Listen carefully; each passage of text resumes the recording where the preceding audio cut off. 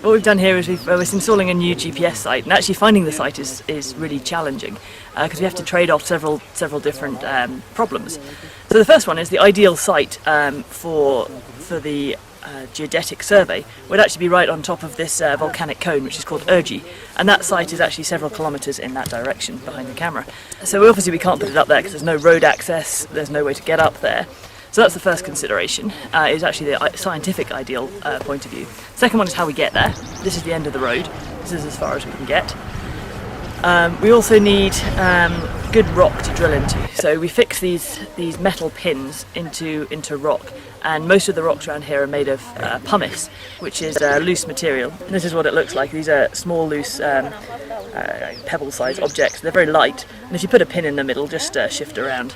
So we need some good solid rock. So we've actually got a geological map that's been prepared by one of the other PhD students using satellite data. And so we're using that to guide us to obsidian ridges. And obsidian is a very hard, black volcanic glass, and it's actually a really good object to put pins into. So we found an outcrop of obsidian here from the geological map. We've come along, we found, which is as close to the summit of the volcano as we get. It's got road access, which is excellent. And then the next challenge is to find somebody to look after it. So in these rural areas we're mostly relying on local farmers to guard the site's forests, so it needs to be near a village. Off to my left here there's a small village which is lived in by a chap called Berhanu, who we're going to contract to look after our site for us.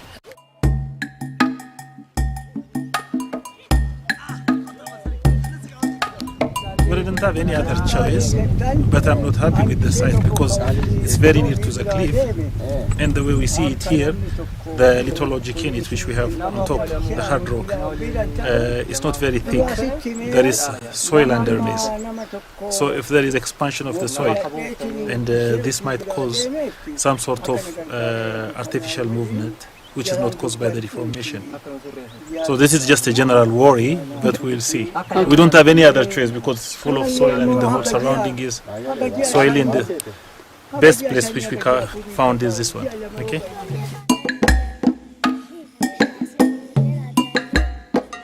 Here we are at Germa's house. Germa is the man who runs the geothermal power plant for the Ethiopian electricity company.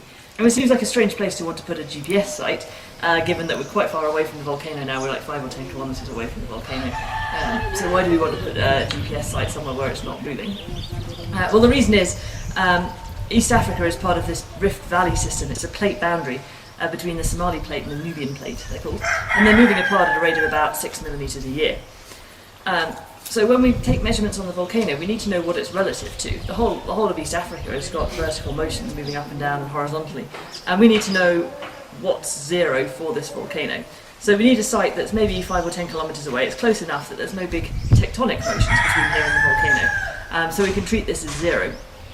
But it's quite important, it's quite interesting to get this in the context of the wider Rift Valley as well, so we can see what tectonic motions are happening.